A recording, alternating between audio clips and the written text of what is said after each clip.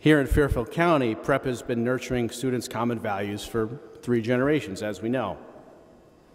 And what we've learned over that time is that you guys are all in this together. Whether you are so-called disadvantaged or privileged, you are all Prepsters.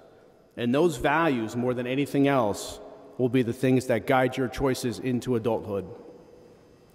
Those values transcend your socioeconomic situation. And by the way, what I figured out is that beyond covering some essentials, money is simply a tool. It's not good or bad in its own right. The decisions you make with it are what matter. And by the way, it's not the only tool in your toolkit. Work ethic, sincerity, generosity, integrity, altruism, friendship, loyalty.